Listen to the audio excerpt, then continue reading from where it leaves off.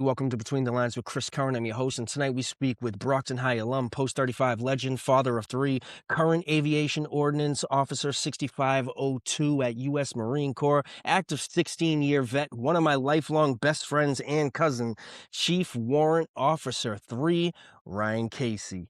What's going on, man? What's up, buddy? I love that. Appreciate that intro. Oh man, Absolutely, man. It's an absolute honor. I know that life has kind of taken us to different sides of the map, for essentially, at sure. least the United Quite States. But literally, yeah. yeah, but you still we still keep in touch. We still talk to each other, and I'm excited to have you on here tonight, dude. Same. I appreciate you having me. This is awesome, man. I love your podcast. Love what you're doing. There's no better person to do it. That's Thank you. that's for certain, man. Yeah, you're the man. Thank you. Thank you. I love this, man. It's such a selfish way for me to talk to people that I love and care about. And people I find stories are interesting because, like, right now I get to sit and talk to you for an extended period of time just about your life and your journey, and how often do we get to do that with people, you know? Yeah, well, especially in today's age. And looking back, man, I was thinking about this. Driving over here, like you were the guy that's set up to do this, man. Like when we were kids, you were the guy that was like, "Hey, if I make it big, I'll have a mansion, and you got a room," and you always wanted to be the one to Hero. bring everyone together. So, I love Yeah. to see a show growing, different color backgrounds. Mhm. Just looking awesome, man. Your guests have been great. Um, you know, Dude, thank you're the you. man. So yeah, you're the guy to do it. Everyone likes to talk to you. Everyone likes spending time with you. So I'm happy to be here. I'm honored. So Dude, I yeah, absolutely appreciate that. I'm glad you said yes because I know you from growing up, but I mean, and we'll get into the military service, but that then becomes a different portion of your life that creates kind of a new version of you. yeah, And those are some of the questions that I'll be excited to ask about, man, because we spent so many summers together. Your house was the absolute hangout spot because yep, unbelievable. First of all, for me, you were one of the only people I knew that had a house. So, I mean, so you like your family was amazing. Your parents were hilarious and loving. They were parents to all of us in the neighborhood. Your sister's one of my favorite people in the world. And I mean, there was just so many things. You guys had created such an environment for people to come to that it was such, in my eyes, it was like a sanctuary. It was like a protected area for some of us who may not have always grown up with that. And I think you guys did such a great job, not only with friendships and maintaining that friendship balance, but offering that space um, of security for many people. yeah, for sure, man. I mean, you know, my parents are great. The house being located in the kind of the epicenter of a bunch of great people, great friends. We had the pool in the summer and shit, the street playing baseball and football in the winter, and the basketball court, the pool table, you name it. What probably from the time we were 10 up until till I left for boot camp, pretty much. So Yeah. yeah, man, it was Yeah, great. man. Yeah, So I many cherish amazing those days for stories. sure, man. Yeah. Yeah. Someone had actually posted online the other day, and they had mentioned if we could only get one more game of Manhunt. We'd be sore as hell the next day, but I'd play Oh, yeah, yeah, the way we used to absolutely. play. Yep. Yeah, I don't know if we'd fit in those same I might fit in the same spots, you might not, but Nah, hell no. Those tree limbs would break if I tried climbing them now. Oh, man, I remember so that time you were in the boat. You were in who was that? That was Mike's Gary boat, Ben's on my uncle's phone. boat for like 2 hours. You're like, "What? Where did Chris go? He's not here. He left. It's impossible." He's in this boat, the darkest, scariest space in the entire neighborhood. No one's ever been in there. Probably loaded with spiders. Yeah, Oh, that's crazy, man. fish hooks and everything, but I Dude, was so making many sure I good wasn't touching. times. So many good Yeah. times, man. Oh, man. Yeah, I'd play another round of Manhunt. Let's do it. I'm in. That'd be amazing to get one of those at least one more time just for fun. Yeah, a solid 12 on 12. Bunch of adults, bunch of childish adults who never really grew up. Oh yeah, You would have Alexi and Tito would get into an argument.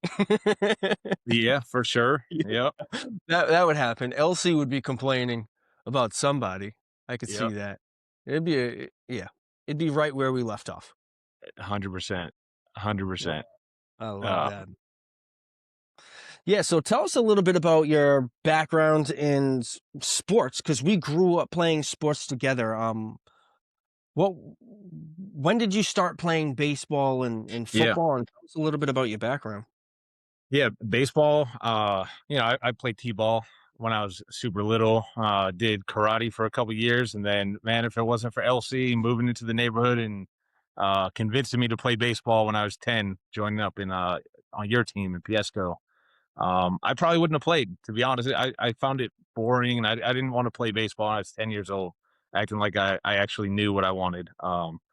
But he moved in, he was playing, he convinced me to play, and signed up and got lucky enough to join up on a winning team. Phil Bello, Richie Munden, Ed Cleary, like a bunch of legends on that team. Didn't lose for about 3 years, and found a bunch of success early in Little League, and that's really what kind of set my quote unquote baseball life up from that point.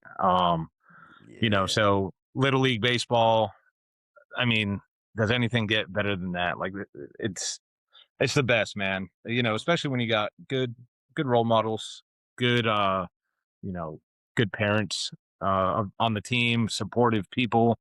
And honestly, the wins, like success, I think that's important. So just kind of got lucky in that sense.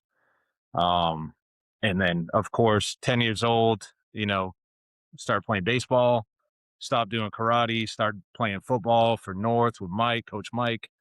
I mean, talk about a foundation, man. Like, there's no stronger foundation you can build from like an athletic perspective than you know.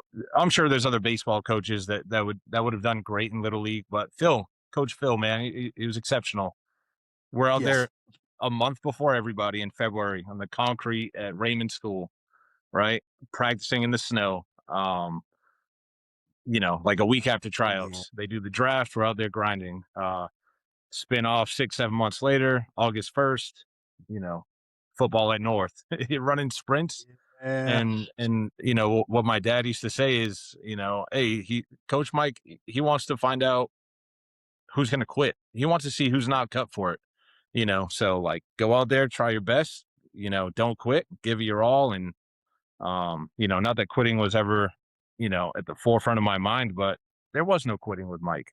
He's a motivator, great role model. Obviously a great accomplished athlete of himself.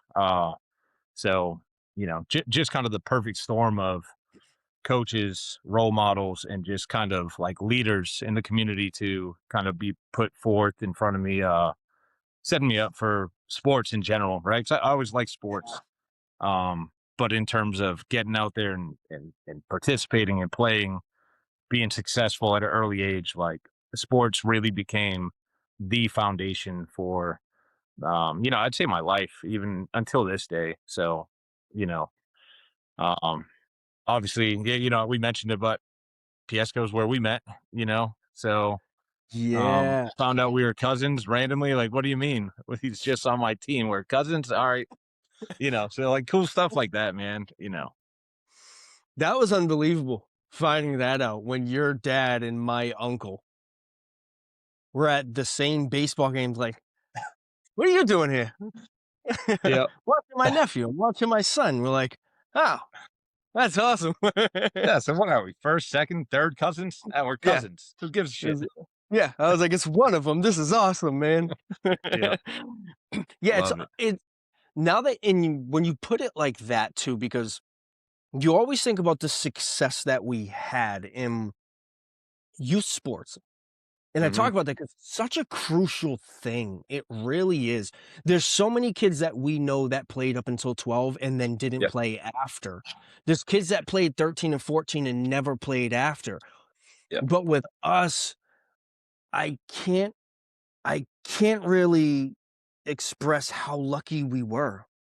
Dude, Yeah. we went from Piesco to Coach Mike for North. Yep.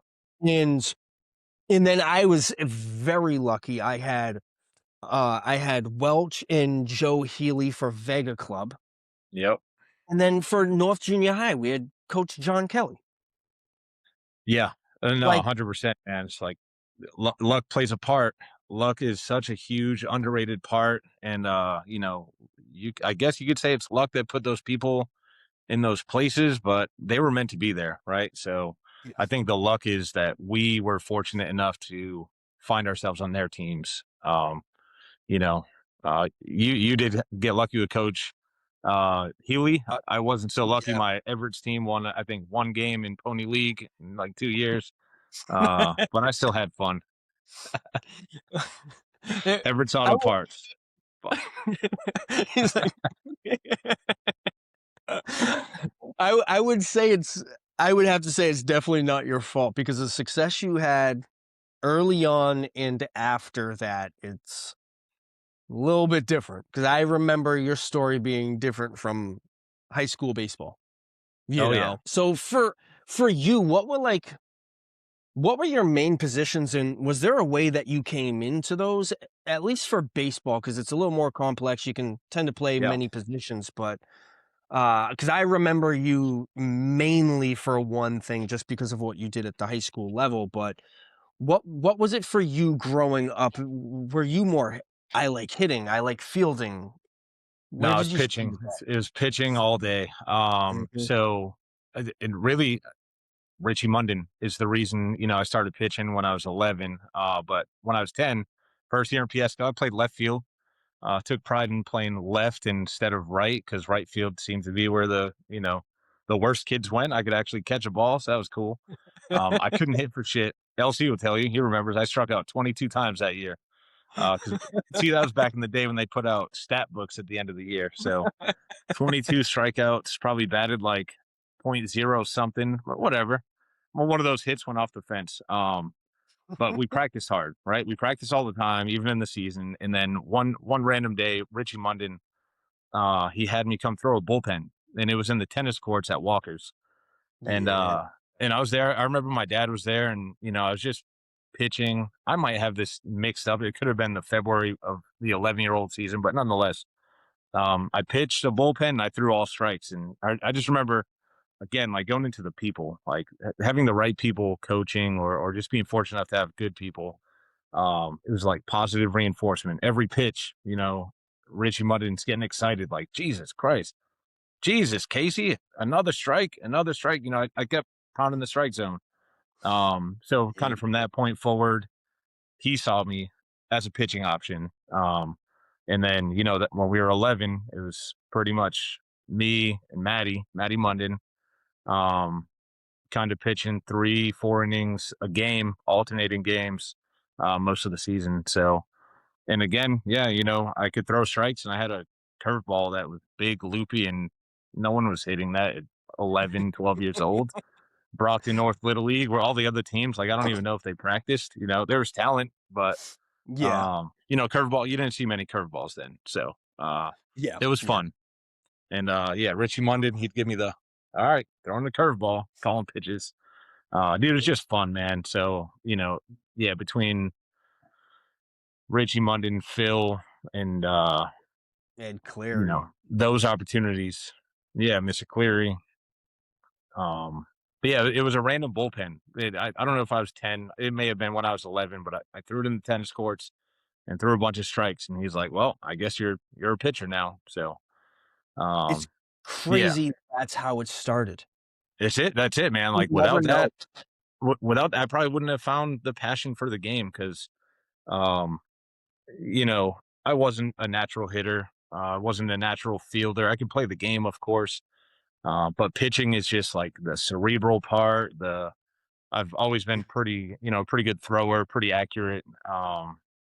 So it's just where I found the joy in the competition, the one-on-one concept or aspect of the game, within a greater team game. Like I loved it. So You've You always know, been someone that I've considered mentally tough. So I've only known you as a pitcher. You're yeah, very good with that. I'm in this situation. This is me. I'm on the mound. Yes, you had a good team to back you up, but the for you to best. be for you to be put into that situation at an early age, knowing that you started playing later than other people, knowing that the first time you're pitching is in a tennis court, like Yeah. it see, and I didn't even know that. And it's unbelievable. I remember during one practice, it was at the tennis court we were doing it at the tennis court at North Junior High. And for the longest time, I was upset with Coach Ed Cleary because they put me back there to catch and Mm. they were gonna steal. They're like, "Hey, he's gonna steal. Let's just see how your pop time is as a catcher." And I had such a great deal of respect for him because his older son, Brian, used to play on the team. I knew his daughter, like I knew the family. Yeah. And as soon as the pitch was thrown, I caught it. He goes, "Hey, Chris." So I turn, I'm like, "Hey, what's going on, coach?" And Phil's like, "What are you doing?" You know? And and I look at Ed and I'm like, kind of like, "You got me in trouble, man." And he hit me with, "Never let the outside distractions get to you."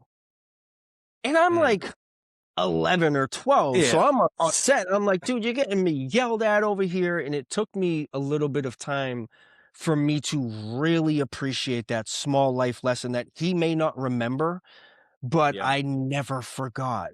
And I'm like, "Oh, people are gonna talk to you during the games. They're gonna heckle you. Yeah. They're just gonna be noise. Don't let it get to you, whether it's good or bad." And that hit me at like 11 and 12 years old. Yeah. And who knows if he even meant it that way, you know? Like that's another thing, man. It's like kids, young athletes, they take messages when there wasn't even an intended message sometimes that are just so deep and important. And I think that's Mm, is one of the things that as adults, as mentors, as coaches, that's why we've always got to do our best to stay sharp, and stay on our yes. game and watch the things that we say. Because it could be a small moment like that, right? It could have been, I mean, you kind of alluded to it, like you were mad at him for a while, like you kind of lost respect for him for a little while until you understood the message, what he was saying, right? Yes, So yeah, and then ended up being maybe a it net positive, but yeah, it turned out to be one of the greatest pieces of advice in life that I had ever gotten to, and I was probably mad at him for, like, a week, yeah, which to is a be long time honest. when you're 11. Which when you're 11, that's probably, like I thought it was, like, 6 years later I finally forgave him, but it was probably, like, a week. And then it started to hit me and it literally didn't take long because all of a sudden you're playing a game in 2 days and you have people yelling and you're Yep. still upset for some reason of like, "Don't let the outside noise get to you." What are you Yeah. talking? And then you're playing this game and people are yelling, and of course, we were the good team. Yep. So and this was back when parents used to boo you from the other team, you know?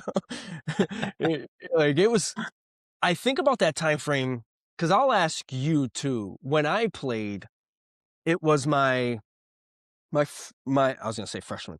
My 9-year-old year, we were pretty good, but my 10-year-old year, we won it. So when I played, we Yeah. won 3 years in a row. But by the time I was 12, because 'cause I'm a baseball year ahead of you, Yep. right? Yep. So by the time I was 12, we were 49 and 0, and then we lost the 50th game in a 2-game champion in a Yep. best out of 3 championship, and then we won, so I ended up finishing Little League for, like, 3 years, 50 and 1. Yep. Um, Yeah. On the how did 50th you anniversary. Yep. on the 50th anniversary, we blew it. We could have been Yes. 50 and 0, and I remember that was such a big thing, where I just felt disappointed, like I had let the team down, Yeah. you know? Yep. How did you guys do that year next year? You said it was you and Matt Munden pitching Yep. a lot? Me and Munden, we were good. I don't know if we lost a game. We may have lost a game in the regular season. I know we lost to Wilmette, Eric Hall's team. Eric Hall came in and he dominated. Yeah. Eric Hall, and I want to say Larry LaMonica at catcher. They were good. Yeah, They were good, dude, man. Larry was a sleeper at Yep. catcher, bro. Yep. I'm That pretty dude, sure he he was 12, my 12-year-old year, but Eric dominated. I think we went a 3-game series and lost, but yeah, that's how that played out. So, yeah. yep. So you end up but for football, Yeah. I gotta ask this because when I started playing football, you and LC had already played before me. At that time, you guys were my favorite football players, right? I would root for you guys. You always reminded me of Ted Johnson Oh because yeah, you with a had the big neck old neck brace. roll. Yeah, yeah, and Oh you yeah. were just bigger. You were bigger than us, so I was like, "Yo, this Yep. dude messes people up, bro."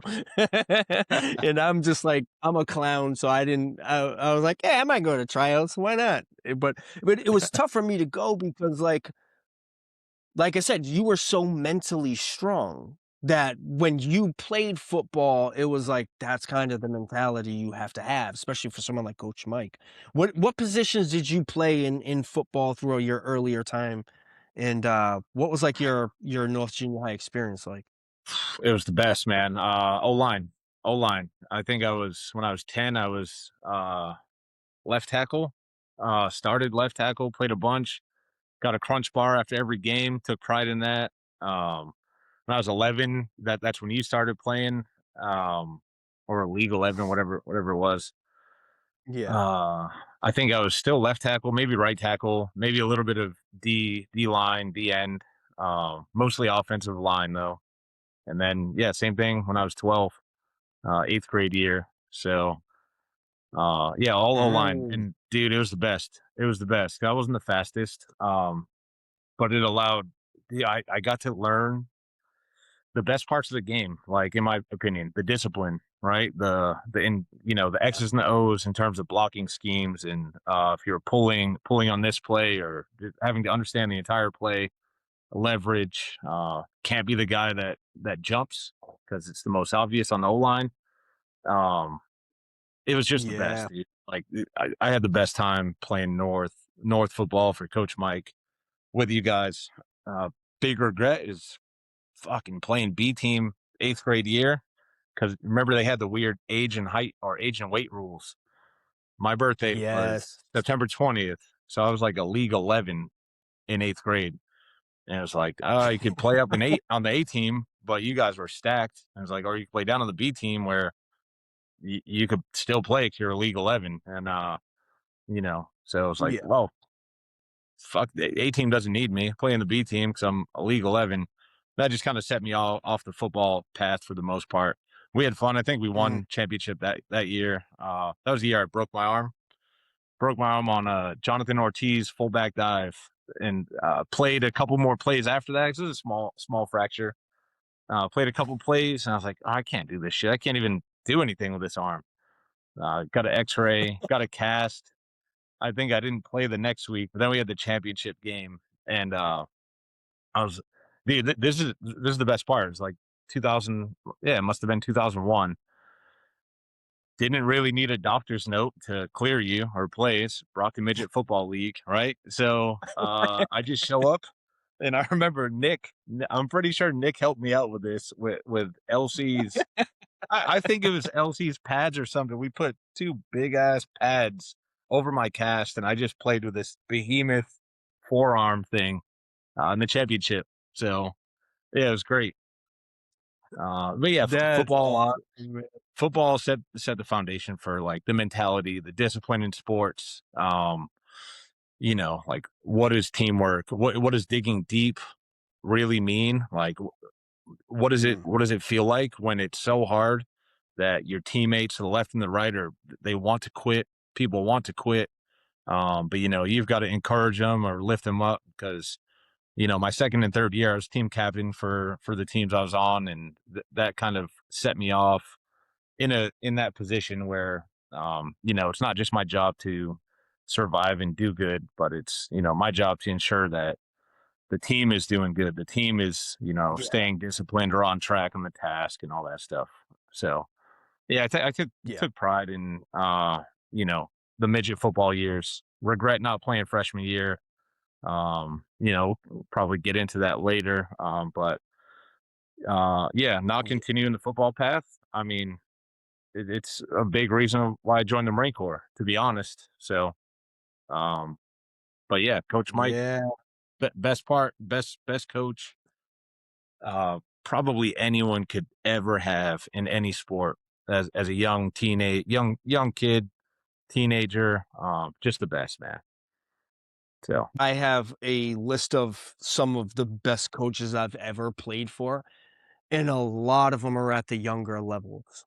yeah, A which is crazy. lot of I had Yep. a lot of great professional baseball coaches, don't get me wrong, but at that level, it's coaching and managing skill and Yeah. professionalism.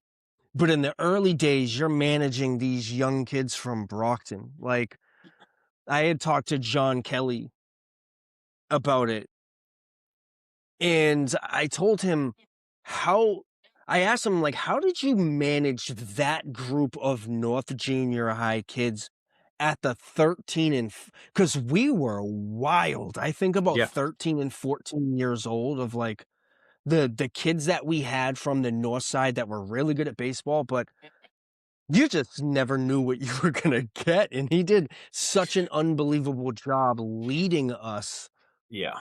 throughout that, 9-game season each year type of thing, and I don't think I've ever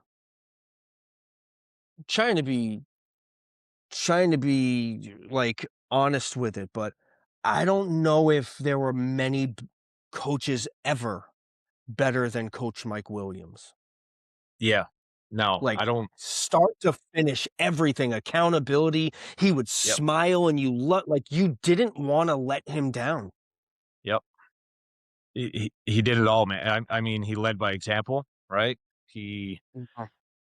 Accountability is number one. Um, didn't matter who you were, you had to do your part. And he never he never had days where he was off, right? He was just always locked in. Yeah, Like he was the same high level, energetic, discipline always at the forefront, hard work at the forefront. Um, and we had fun too. Don't get me wrong. There was a ton of fun, ton of yeah, learning, but I mean, he is the perfect, yeah, youth, not even youth, the perfect football coach, like the perfect mentor, perfect leader. So yeah, another example, yeah, like yeah, huge foundational person in my life. Probably, I think everyone would say this. Like you know, yeah. he's a legend. Everyone knows it. So So I've actually we'll find out. We'll find out soon. Um, but I actually nominated him for the Brockton Hall of Fame. he should be a shoo in, man. Yeah, 100%. I I It's know, I crazy know. now that you say that he's not in. That is absolutely insane. Well, that's my point. So I was Yeah. I was nominated and I was inducted into the Brockton High School Hall of Fame in November of 2024? Yeah. Awesome. Yeah, November You deserve it. 2020. How quickly. Thank you. Yeah. It's And awesome. one thing Claire Childs, she kind of she's running the show and she's doing the introductions and I think she's on the Brockton High Swim Team Hall of Fame. She's unbelievable. And she at the end of the night had mentioned, and this was 2 years ago when I was in, that out of the 50,000 Brockton High athletes that have come in the door since 1970 or 1971, 50,000 athletes, there were 251 members of the Brockton High School Hall of Fame. Hmm. And I'm like, it's unbelievable how many athletes there were. Yeah. So then I started checking the list of who's in, who's not in, and I'm like, so this past November, I nominated, well, beforehand, I think it was in, like, March of last year, I nominated Richard Johnson, and he got in. Yep. And now I'm working on Coach Mike and nominating him because 'cause I'm like, how are some of these athletes and coaches not in? But Right. I think what they're doing now is the right thing. They're getting caught up in paying homage to some of the people who have paved the way for Yeah. people like us.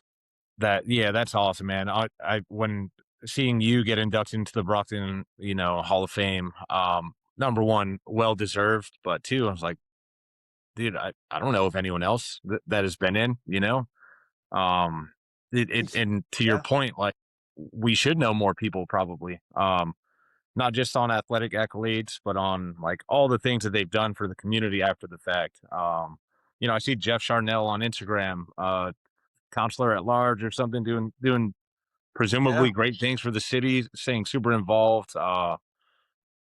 Yeah, like yeah, there's a ton of great athletes that do so much more than you know get D1 scholarships, or they do so much more than their athletic paths, and that's in addition to yeah, their extremely accomplished athletic paths, like yourself, man. Like, um, there's tons out there. yeah, So yeah, I think if you've got a say in the matter, I love that you're doing that. I love that. So yeah. yeah, that's Thank you. I'm awesome. trying to use whatever little platform I have since I'm in to kind of bring awareness, and we're I feel responsible now. Now that I'm there, I feel responsible in the sense of like, did it get much better than '05 and '06?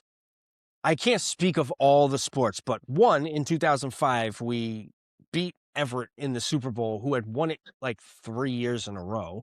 That Our onside kick, '06 team, that onside kick, hold I before know. that onside kick, dude. 'Cause I was at the game. It was freezing cold. That onside kick is forever like it's in my head. Like left side, pop up onside kick, Chris Curran over the top. It's like, do you know this guy's like 5'6", 5'7"? I don't know, buck 50. Like he just like you. That was the best play. It was maybe the best play I've ever seen in my life. I tell my kids Thank about that you, play. Like and that's the best fucking play. I talked to PJ Branco about it because I owe him for it. It was his play, It was a perfect kick. and I don't know if he named it or if Colombo named it, but the play was called Curran Special Left, and he had talked about it. He's like, "I worked on it, like, in the yard with my dad, and then one day I went to practice and told coach about it, and he's like, 'Yeah, we'll mix it in.'" And that year, our junior year, we started practicing it for fun, and then I think he went to Colombo and he's like, "Hey, like, we got the play down." And he's like, "Alright, we'll test it." And we didn't test it, and then we did it in the Super Bowl, and PJ's like, "Dude, we're doing the play." I'm like, Yes. "Does anyone even know what to do other than us?" Because my joke with him was like, I loved contact. I loved Yep. Troy Polamalu, Rodney Harrison, that's who I was, but everyone got bigger except for me, so in practices, it was like me and him were gonna, like, he was gonna kick me the ball. I wasn't tackling Johnny Ray Barnes, so I joked with PJ, I'm like, "Dude, you got a better chance tackling someone than me." You know? And we practiced this, and then the play was called during the Super Bowl, and we're like, "I don't know if anyone else knows what to do, but we do." Yeah. So, Dude, I mean, that speaks to the like that's what legends do, right? That's what a legendary coach does. Calls a play that he just feels is going to work, and then two legendary Brock and I athletes, PJ Bronco. Was there a better kicker? There probably hasn't been a better kicker since him. Maybe I don't know. I haven't yeah, been paying attention too closely, but and then you, man, like that play was insane. Oh, that was yeah, that was great. And you uh, say he might have that tackled was my someone that more likely to tackle someone than you, but you're a fucking dog, man. You would have tackled anybody. I You were I used to going back to North when you started playing. I remember. I think it's the first time we did one on ones or tackle like pit. We did the pit, and you just got him by the legs, mhm. picked someone up, and just speared him. I was like, "Was that Kern? What the fuck? He's a freak." And then he did it all year. Heat-seeking missile all year. Oh man, good stuff. I was probably one of the smallest safety/linebackers because I was like, "Dude, I'm running in to hit." I think one thing that kinda stopped me from hitting, as much was the last game of freshman year against, I think it was Severian. I ran back, got an interception, turned around, and got laid right in the face, and that was my first concussion, Mm. and I'm a safety, so now I'm lining up over people like you, tight ends, bigger football player type of people. And Yep. at that point in time, like my sophomore year, I was like, dude, I'm gonna do kick return, punt return. And that's when it was kind of it for me. I could still hit, but I think that shook me when I was like, why am I playing football? I'm a baseball player. Who has my number? Yeah. I didn't know. It, it Yeah. was a little scary, but And you're fast enough to like run you away said from people, before, so use that. yes, I Yeah. was like, okay. And like you said before about like the early 2000s, like there were no doctor's notes. Oh, hell no. Yeah. Sure. I just went back in next series. There were no concussion protocols. You Yep. didn't tell anyone. I was just like, all right, man, I'm a safety. I got to line up over the tight end. Dude, there's not even a tight end on this play. This is freshman football. Where do I line up? Yeah, it had a moment like that for me. Yep. But you went in, so you go into high school baseball. We all know you as like you're one of the North Siders, right? So we pretty much know that there's going to be an impact throughout our high school career in baseball. We had kind of staged that from Little League to North Junior High baseball. We kind of knew that we were going to be a big part of what happens in Brockton High baseball. Yeah. What was what was the tryout process for you like? What was high school baseball for you like? It was a challenge, right? It was it was interesting. So freshman year, kind of expected, I guess, to make the freshman team, not like in a sense of, you know, being cocky. It was hard. There's a ton of good ball players all converging from all the middle schools, but we were good at North. Mhm. We kind of knew all the ball players freshman year. So being a pitcher, I kind of always had an idea that okay, I'm a little bit more likely to make the team as a pitcher. One, I was primarily pitcher anyways, but so made the freshman Mhm. team, did all right. Uh Sophomore year, definitely didn't expect to get a spot in the varsity team, right? Going into tryouts and all that. Um and then I Yeah. remember they had like the initial cuts or whatever it was, and it was like, okay, me, I think it was me, BMO, I don't remember everyone, Tenahan, uh was it Jimbo? Was Jimbo Costa sophomore year playing up? I don't remember. Either way, it was I don't sophomore think year. so, 'cause I don't It think might have he been just me, yeah, I don't BMO, and even think he Tenahan played. at the time. Yeah, Yeah. and you, of course. But so you know, started getting going through the cuts and ended up making the varsity team.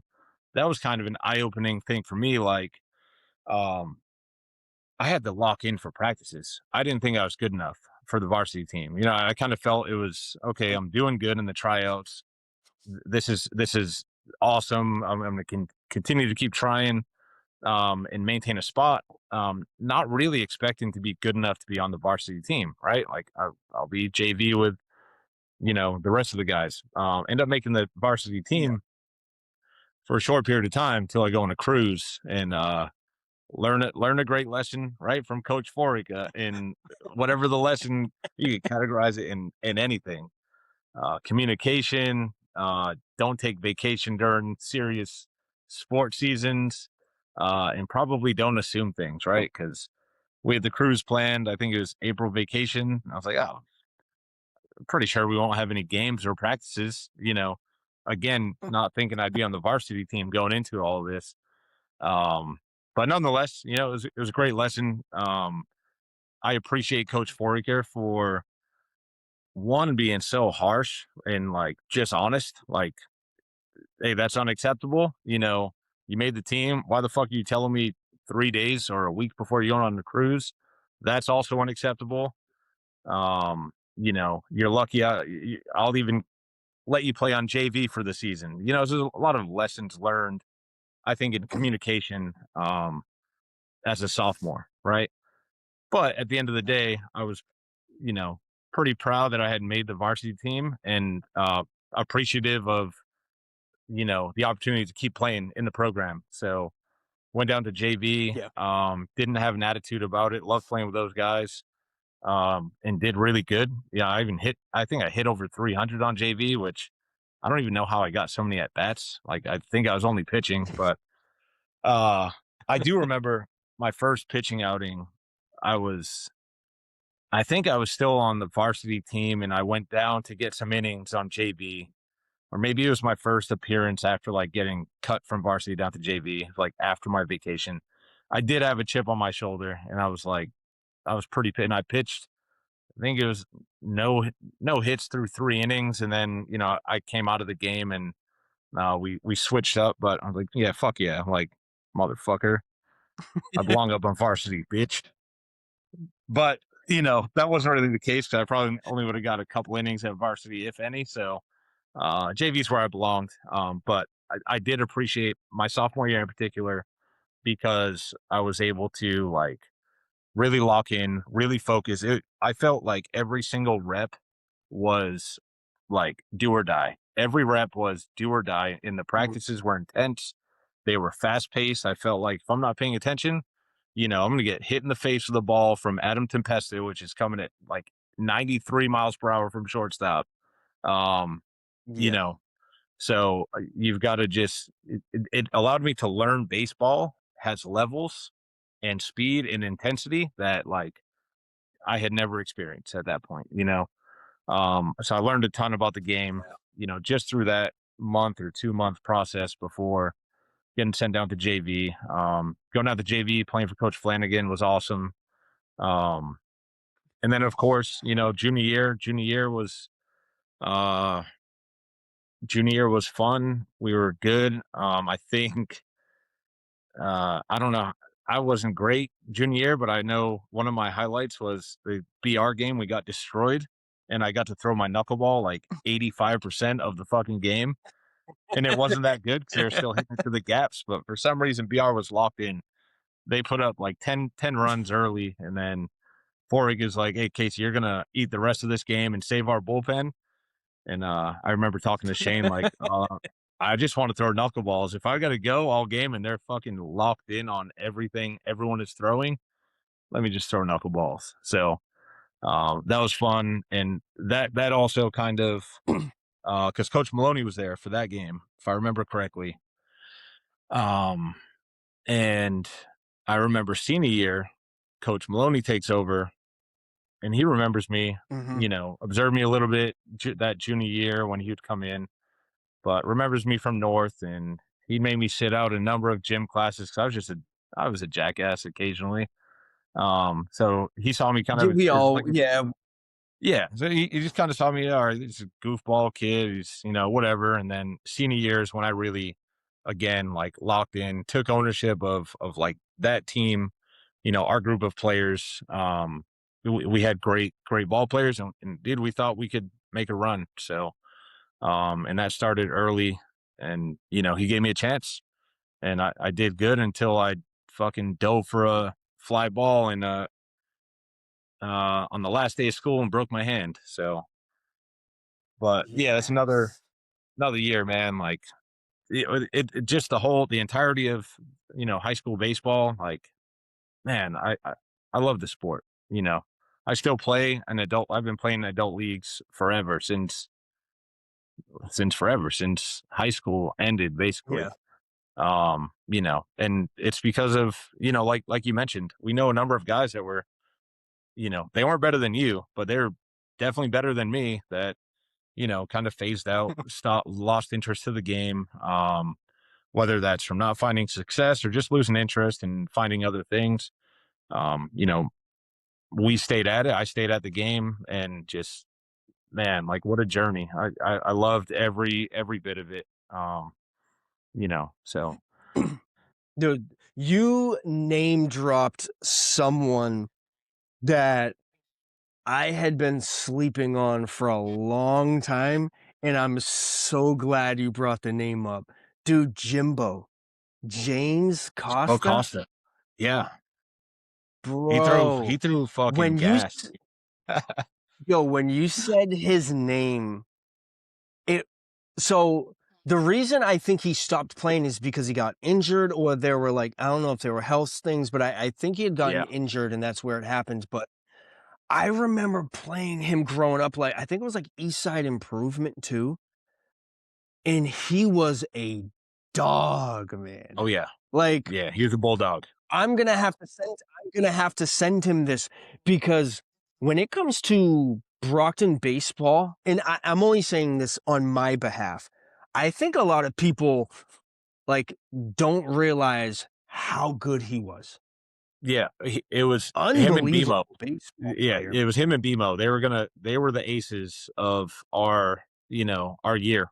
Like, dude, 2006 senior year, we had 2 draft-worthy ace arms. And I don't remember, yeah, why he stopped exactly. I heard his health, but yeah, he was awesome, man. Freshman year, he was throwing like 80 something. He's a beast. Yep. Yeah, and let me ask And he you could this play. too, was he was all around. He was one of those guys that was an Yep. all around dog when it came down to it. Um, there's a lot of people, as we've talked about, that either face injuries, health reasons, family things like that pop up, and it kind of changes the trajectory of their baseball career at an early age. Yeah. Because I look at a lot of those situations, even with you. Were you 4-0 or 5-0 before I you think it was broke just your 3. hand? I think I was oh, no, I was 3-0? 3-0, and then I went into because remember, I think it was May 19th, the last day of school was, we had a game scheduled, it was a Friday. We got out, it was raining that day, but we went out, we're like, "Alright, well, we'll throw, we'll catch some fly balls." I dove for the ball, did exactly what Hideki Matsui did that year. Glove got caught up in the grass, spiral fractured my hand. Um, but we had the game the next day. It was like, "Oh, well, your game was just postponed. Instead of Friday, you play tomorrow, play Saturday." So I remember laying down, I got x-rays, like, "Oh, yeah, it's broken. You need surgery on Monday." And I'm like laying down at night in bed with painkillers or Tylenol or Motrin or some shit. My hand was so swollen it wouldn't fit in my glove. So I took scissors and I cut the laces on the outside of my glove so my hand fit with like a little ace bandage on. And then the next day, I'm like, well, if my hand's broken and I'm getting surgery Monday, then I'm just gonna fucking pitch because what's the worst gonna happen? They just fix whatever gets worse. So that was when I remember Coach Maloney, he knew but didn't know. He didn't really ask too many questions that Saturday. And we're talking to Aaron, and it's like, "Hey, Aaron, like, don't throw the ball so hard I back to him. He's got to catch. He's got a fucking broken hand." So I was like, "Hey, Aaron, I'm gonna catch everything with my bare hand all game, and just whatever. Just don't say anything, and just whatever." So we ended up playing. I think that was Zavarian, and they were good. And I yeah. think they probably had like a 5-1 or 5-2 lead. I think I came out in like the 5th inning. It was actually kind of hard. 'Cause I couldn't really hold my hand up too much, so my hand was just kind of hanging. But I remember that game, like, it wasn't terrible, but yeah, losing your glove hand because it's extremely fucking broken when pitching, it throws you off a little bit. So, and then yeah, Dude, Again, Forica, right? Just in terms of what they taught the catchers, like you're gonna gun the ball back to the pitcher, like Briggs used to do, and all those guys. So that's what he did, and yeah. it's Aaron, so it was ingrained in him, and he's gonna do it. So I caught probably a couple 70 mile Yeah. per hour balls with my bare hand, and the umpire's like, "What's wrong with his hand?" "Oh, nothing. That's just what he does. He does it all the time." Sure. It's what he does. I guess he's from Brockton. What are you gonna Yeah. Whatever. He's tell him? a Dude, to fucking be honest, so because I played varsity all 4 years. yeah. I've played over 80 varsity games. I can probably name, I don't know, maybe 4 games. That's it. Probably 1 or 2 from my freshman year, one or, maybe 1 or 2 from junior year, 1 or 2 for senior year. So it's like I can count on one hand how many games I remember. I Yep. remember that game more than any of the other games. I remember us telling Aaron, like, "Dude, you gotta stop throwing the ball back at Casey." And I also remember you catching it with your bare hand. Yep. Like, those I remember that more than any of the stolen bases, any of the home runs, any of the individual things that I had done. I remember that game because you had toughed it out right after, like, breaking your hand. Yeah, that was And I fun. was like, "This dude is nuts, bro." I said, "This dude is awesome, but he's crazy, man." Oh man, dude, we were so bought in, you know, we were so bought into that year. Yep.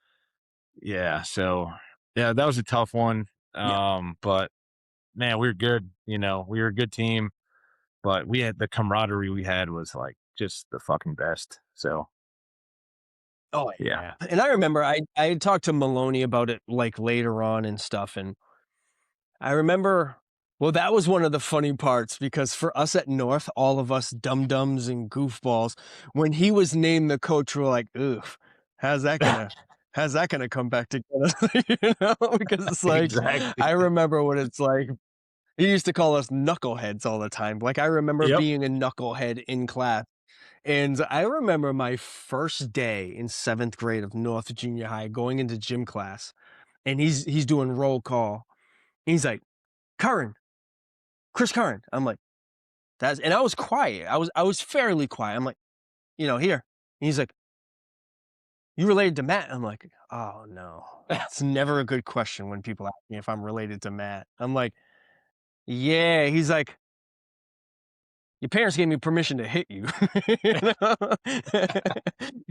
And I can say this now because it's more so funny, but it was kinda Yeah. like to keep me in line, and we had just built such a great. Because to preface that, he's had all 3 of my brothers. Like, he had 7 to 8 years worth of Currans Yep. in throughout his career at North Junior High, and I love that guy.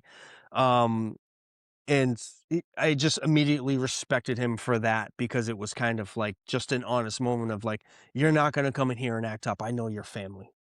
Yeah. Alright, fair enough. Try to keep it on the straight Yeah. and narrow as much as I can, man. But yeah, when he had come in, it was kinda you could tell everyone knew that he was hard-nosed, he was a North Junior High guy. I was happy. I knew it was gonna Yep. be tougher, but I was happy. And he had asked me, during tryouts, because this is what I respect about Foraker in the sense of he had told Maloney that I was gonna be, like, the captain, and then Hmm. Maloney respected me enough, team enough to ask me, "What do you wanna do?" And I said, "I don't wanna be the only captain of this team. Like, there are other people who are," like, if you came in here day 1 and just started coaching and running the team, you would probably select a couple captains. Like, it wasn't gonna be a one guy kinda thing. Yeah. And I remember talking to him. I remember talking he had asked about you. "What do you think about Casey?" And I was like, "I think he's a captain." Like, so like, you, me, and Curtis were captains our senior year, and I'm like, "There's a Yeah. reason for all of that." It Yeah. was mentioned, it was the culture, it was the team camaraderie that we had of, like, I couldn't imagine I couldn't imagine it any different. Our senior year, think about it. You, Curtis Ushery, and me were the baseball captains. Like, Yeah. And I'm out there trying to freestyle before games in the huddle. Like, what is happening here? you're yeah, yeah, Curtis is freestyling and Yep. you're diving as like a PO and breaking your hand and pitching through it. Curtis is an offensive defensive lineman. You know what I mean? Like, it was perfect. It couldn't have been a better dynamic. Yeah. And we had, yeah, But we had, I mean, the thing is, we were all, none of us would put ourselves above anyone. Realistically, we had, fuck, man, like 10 captains on that yeah, team, you know? So, and yeah. absolutely. Yeah, you weren't Yeah. gonna like, no one was gonna talk to Doherty like he wasn't a captain. Right. Big Yeah. sandwich? You're not gonna "Hey, will you listen to me," as I'm looking up, pointing at him like, "Hey, you come here." You know what I mean? Like, have a bunch of the team were football players, and everyone just Yep. respected each other. We had all come Yeah. from There's no sides of the ego, no city. real ego problems. Yep. Yeah, that was one of the best parts about it all. And so, I mean, we do that, we do post 35, we have an unbelievable career. We have coaches like Foraker and Maloney and Sorope and Digga Yep. and gosh, so lucky with the coaches. Super that we lucky. had, and some had seen eye yeah, some had seen eye to eye, and some were different, and that's fair too. I think you need that kind of breakup in style. But Yeah. even from like a Coach Sorope and Matt Sorope and that family dynamic, you almost forget at times that they were like father son Oh coach yeah. player because Sorope was very I think he was very fair to most of the players, right? Yep. So I know that BMO he was one of the questionable people of like he could play the field, but he was such a good pitcher too. So did you need his bat in the lineup as much if you got a lefty throwing 90? Yeah. So, interesting dynamic on that team for post 35 as we finished out, but then Yeah. college comes. Yep. That's different. What was the decision process for you? Were you going to Bridgewater State Yep. right out of high school? Were you going to take Yep. time off? What were your plans for college? Yeah. So I felt I was just going to college because, like, that's just what you do. Everyone's rolling right into college, like a natural Yeah. progression. I had gotten the Abigail Adams scholarship, so I could go to the state school for free, right? And that kind of played into, Mhm. well, I don't want to live on campus because I don't even know if this is what I want to do. So I don't want to pay for college. They'll pay my tuition. I'll commute. So it's pretty much like a free trial in my mind. Went to Bridgewater State. Me and Madare, and uh, it was cool. I didn't like school. I didn't like the work, the homework, and Mhm. I picked a class that I wanted no part of, so I stopped going. But I did, I did want to play on the baseball team, so did the fall tryouts and all that, and was on the fall team. Um, and then you know, GPA comes out first semester, and my GPA is like a 1.85. So I got a notice like, oh, you're not eligible for the baseball team in the spring. We were like planning this. I think it was a trip to Florida for spring ball or some shit. It's like a February tournament maybe, and I'm like, oh, you're not eligible. Like you're off the team. I was like, oh, I wasn't even upset, but I didn't know. I didn't know that if I just stopped going to one of my classes that my GPA would drop me down. So I wasn't in it, I wasn't totally focused. I didn't really think college um was like I didn't think I was gonna see college all the way through and get a degree, right, initially. So I went, Mhm. that first semester, had kind of bad grades, and then got my grades back up the next spring semester, and then I guess sophomore year is kind of the same story, except um,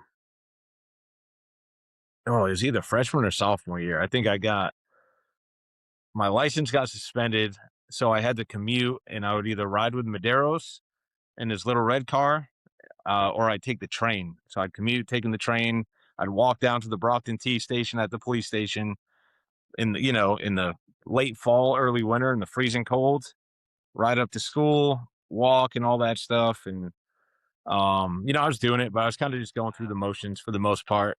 And then Mhm. there was a morning, probably October, November, my sophomore year, and I was like, what am I doing? I don't even want to do this. Like, why am I doing this if I don't want to do it? Yeah. So I'd rather start working and just kind of go that path. So I dropped out of school that third semester of college, started working at sign design. That would have been shit, 2007, December 2007. Worked at sign design for a couple of years, and loved it, man. I was working with Tito, Marcos, Alexi, like all the boys again. So, Yeah. um, I loved it. It was good. But, as far as the path, I remember working with Marcos when, cause I would drive the van. Marcos was there. We worked together, like great times. But I remember thinking, like, no one retires at like I had this thought, I'm like, no one retires at 65 anymore. Like, you're gonna have to work till you're like 70, 75. Am I gonna do this for the next 55 fucking years? Like that thought to Yeah. me was crazy, right? So, um, yeah, there's a certain point where I just started thinking, all right, college, dude, I don't want to go back to college. Working at sign design, Yeah. I love this place, but I'm not doing this for 55 years. And so that kind of led me kind of randomly into the recruiting office with the Marine Corps. So, I started going through that path, and that's worked out.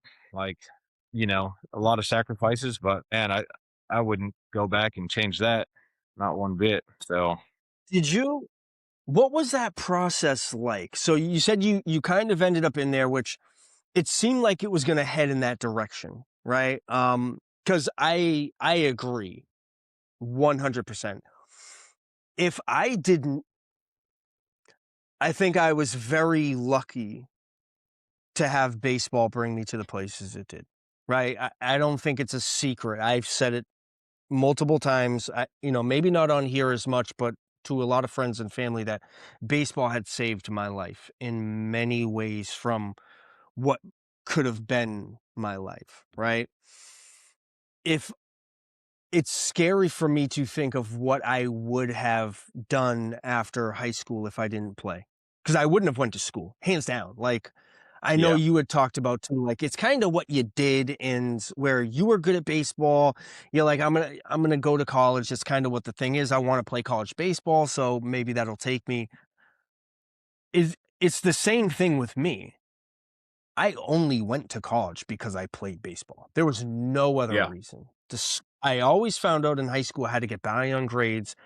I think, and I talked to John Kelly about this too because we had a great conversation, and I had talked to him about it. Like, my mentors, I was very blessed with the people I had come into my life at the times they came into my life.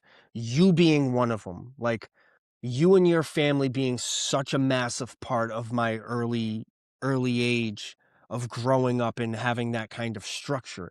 Nick Pocari being one of them. yeah, John Kelly and Healy and all the coaches, or the Mike Williams, the Phil Bellows, Ed, Rich Munden, like, the amount of people that came into my life and the waves that they did, I don't know if you could write that story better. yeah, I think if I had gone a year or 2 without mentors or people who actually cared, who knows what would have happened, because I got yeah, into trouble with great people in my life. yeah, Um, so I'm 100% on board with, like, eh, college wouldn't have been. But it leads me to ask you, with you understanding that college, you coming to that realization that maybe college isn't your thing. Did you have a discussion with your family, with friends on the military thing? Or were you like, I'm going to go to the mall and hit up nope. Old Navy? And all of a sudden you're like, there's the recruiting office. Dude, How no, did that not happen? really. I didn't because I'm stubborn, right? And I'm also I think I'm pretty calculated, but like quietly calculated. So um I knew I wanted to go like do something different, right? Go like just go kind of see the world, serve the country, like whatever you want to classify it as. I was chasing something under the umbrella of an adventure and a challenge, right? Um, I knew I didn't want to be. I didn't want any room for anyone to try to convince me otherwise. So, some other things happened too. I got a DUI right when I was uh, leaving the sign design Christmas party when we went to the Patriots game. Patriots Cardinals uh, in the Mm, snow all day drinking after a entire night drinking over at some college party. Um, just kind of on a bender, drove home, got pulled over, got a DUI. Um, honestly, probably the best fucking thing that's happened to me, right? Like, wasn't good, doesn't feel good, feels terrible, but um, it opened my eyes to like just the dangers of drinking and driving, man. We don't have to focus too much on that, but it was pivotal, right? It yeah. kind of took all those thoughts that I had about do you really want to work at sign design, or do you want to work like for 50 more years or 55 more years, busting your ass, you know, in Brockton or in, the greater Boston area? Like it's this what you want to do for the next however many years, when there's all Yeah. these other things, these other unknowns, these other challenges. So it opened up like this line of questioning in myself, where it was just like, okay, well, what options do I have? College is a no. Working around here, sure. I applied to the sprinkler fitter union that Pat was doing. Got a number on the list, but didn't get called, and it just kind of made me evaluate things and choices. And I ended up on, the Marine Corps, and once I ended up on that, it was, I'm Mhm. just going. Like, I told Marcos, because I worked with Marcos. Me and Marcos had we spent fucking 60 hours a week together working a ton, right? Marcus Um, is awesome. Yeah. I think I told Alexi too. Alexi may have known, but because I went in a sign design truck, sign design van, pulled up to the recruiting station, and I was like, hey, you know, yeah, I want to join the Marine Corps. What do I have to do? By the way, I'm on probation for a DUI. And they're like, oh, fuck, we can't technically talk to you if you're on probation, but, there's some things you can do. So they kind of hooked me up, or they helped me talk to the right people. I went through all the required, the AA meeting, the 2 AA meeting requirement, the substance Oh, abuse classes that you have to do for like 10 classes over 10 weeks. Um, the lady that taught that, also another like great person at a great time in my life. Like, she did a great job teaching the material, right? Um, and she had also, her dad was a Marine, and she had, told some stories and anecdotes about him. And this is in a time where I'm like, oh shit, well, I'm like in the process of trying to join the Marine Corps. So it kind of really, it, it kind of, it set pretty deep, where I'm like, okay, this is what I'm kind of meant to do. Like, this is a path that is right. So, you know, um, I had kind of made up my wow. mind. I just had to go through the process of then getting off probation, and that was kind of easy. I finished the courses, called the lawyer or my probation officer. I was like, hey, I'm trying to join the Marine Corps, but they can't do anything for me if I'm on probation. Like, what options do we have? And, I'm done with all the training and paid all the fines.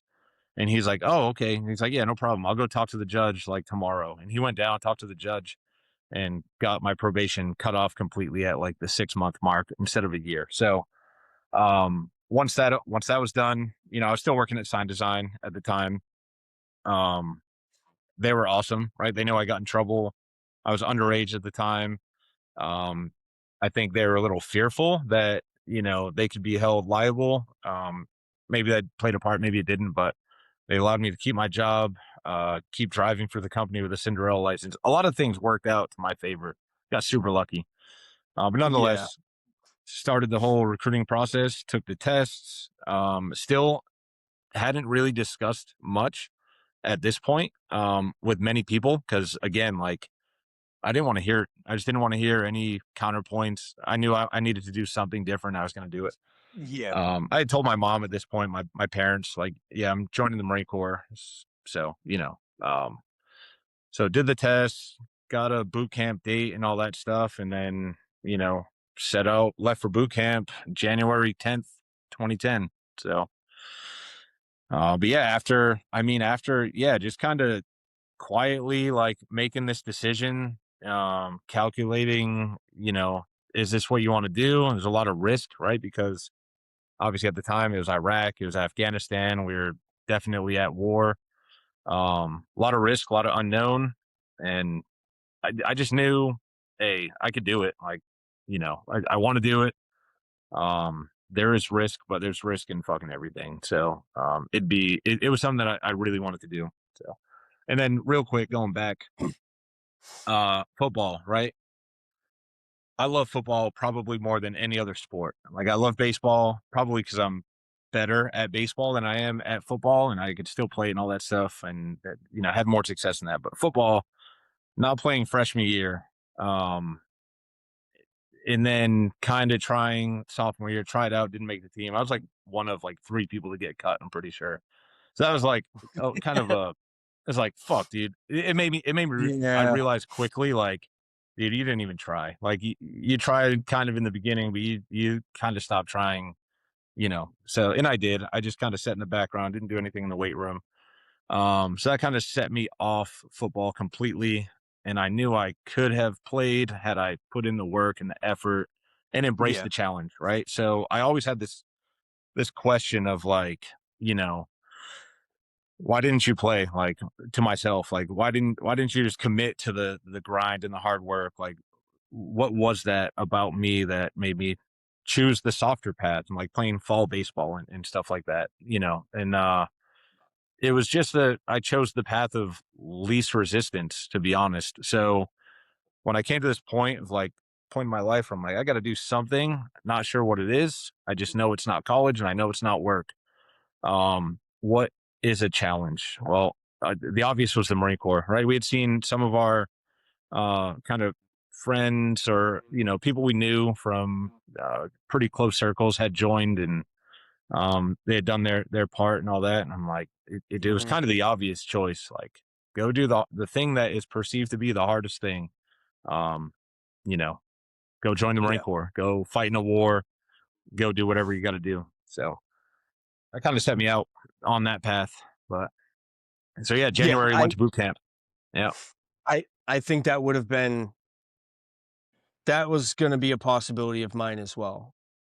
Um, but you would have been a stud. baseball, They would have loved you, man. You know, when I was in boot camp and there's guys like super athletic doing 30 pull-ups, I was there like, dude, what would Chris Curran be doing right now? Curran be fucking blowing everybody out of the water. Yeah, I heavily considered it. Like baseball was working for me. yeah, Um, but I had a very small period of time where I I'm not lying. I squeaked by on grades. My SAT scores at the time. This is when SATs, I think it was right on the edge of when SATs were out of 1600, not like the yep, 2400. But they were out of 1600. You needed like an 820 to qualify for like NCAA. I got an 820 and I took it like 3 times to get that score. I was not good at sitting down for 5 hours and doing long form tests of when this train leaves New York and this train leaves Philly, what time they're gonna yeah, meet each other. It was driving me nuts because 'cause I'm like, "None of this is real life. Put me into a real life scenario, I'm fine." yep, Like, "Alright, we gotta figure out this situation, work your way out of it." I'm fine. I do it with my company now, and I'm very successable at it. I did it in yep, baseball, successful at it, but so I thought about that because my senior year, I had committed to Barry University in November, and then he had called me and, like, Coach Pavo, I love him, he's a I was literally telling the story. You're the one who brought me to the tryouts yeah. We got for lost on Barry the way, but University. we still made it. Y We made it in Yeah, time. you Took a wrong dude, turn. you brought me to the tryouts. I forget who I Yep, was talking to about that, and I'm like, "Yo, I owe Casey because he's the one who yep, brought me there." It was you and Brian Tempesta, Nick's older brother, who knew him yep, and recommended me for the tryout, and, yeah, they wanted me. I signed early, and he had to tell me in, like, April, May, June, whenever the time frame was, that I didn't have the grades to get in. yeah. And he I was remember gonna that. try to get me in, yeah, he was gonna try to get me into Miami-Dade, but Yep, there was a little bit where I'm like, "Yo, I don't have a school." So I was yeah, starting to think like, do I do military if I can't even get into college. yeah. So, Yeah, and then you that's a went to Miami-Dade, which was a fucking blessing, man. Like, I dude. mean, from the outside looking in, I don't know. I don't even know if there's a better landing spot, right? I mean, I think you said it. They've produced the most MLB players out of any school, maybe besides Cal Yeah. State Fullerton, or something like this, some crazy stat like that, right? Yeah. So, yeah, my freshman year, there were 5 people drafted. In my sophomore year, there were Yeah, 8. There were 8 drafted, but technically someone else was offered later, so I don't think they were I think they were in negotiations, but that was at a time of, like, the back end of draft and follow, but I think it was one of the first years where they would call you, "Hey, are you gonna sign in the 26th round?" Oh yeah, "No." "Okay." So then they moved on, that kid went back to school the next year, but there were 8 yeah, people drafted, like, my yeah, sophomore year. It was a crazy. just this powerhouse, but Yeah, so you make the decision, you clear up your past, you start to move on towards your future, you get your boot camp invitation, all of that. yeah, W What was, like, your first day or first week like? Right? Like, yeah, yeah. Ryan Casey shows up at base. What's running through your mind? What's going on? Yeah. So, I remember talking to my dad before going, and he was like, "Have you watched any movies, or you want to watch any of these movies, or like Full Metal Jacket, or whatever the case was, and like kind of see what you're getting into?" And I was like, "No, I don't want to do that.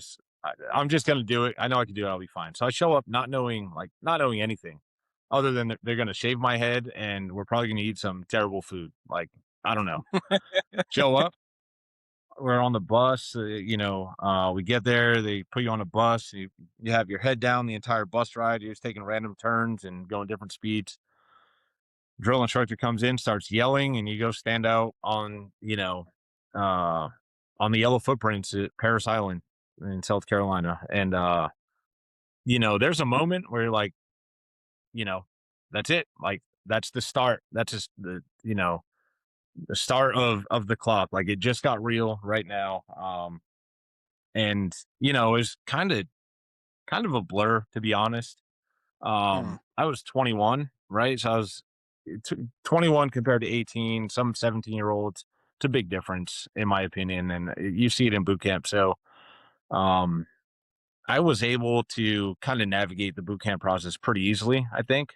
But the first few days, you don't sleep. Like, you're sitting Indian style in a room with 100 other dudes, and you're like kind of trying to talk to them, but every time you talk to someone, you get yelled at, and you got to stay silent. Um, you're up for about 36 hours the first couple of days. Um, you sleep when you can. Like, if you're asleep sitting up, like, that's just what's gonna happen. Um, but yeah, you kind of go through, and like the process of getting you get your haircut, you get all issued all your gear. They're just administratively, like, you know, getting into boot camp, essentially. So um, yeah. it was eye opening, but it wasn't intimidating. It wasn't, dude. It wasn't that like hard, to be honest, because all I found was like you just got to listen and follow instructions. And there's so many people that either did not listen or did not follow instructions. So they got all the attention, like, of the drill instructors. And it was like, oh, I'm Mm. just going to listen, do what they're saying. There was one problem though. I couldn't understand a fucking word they were saying. Most of the drill instructors had super thick Southern accents. And I'm like, I'm just going to do what these people are doing. So they seem to have understood what he said. So I'm going to follow them. Cool. We're good. That guy's an idiot. So he's getting yelled at. All right, cool. Don't do Uh, what that guy's doing, do don't what do it. that No, that guy's guy. doing. Yeah, that guy's just. Yep. So yeah, no, boot camp was hard. But things I didn't expect. Again, I went in knowing nothing. Right. I thought we were going to eat like old World War I style canned food.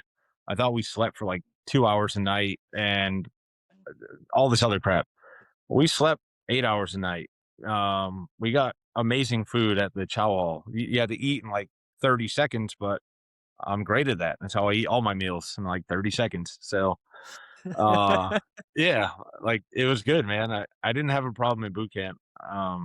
It was fun. I like the challenge. Everything is like a measurable event.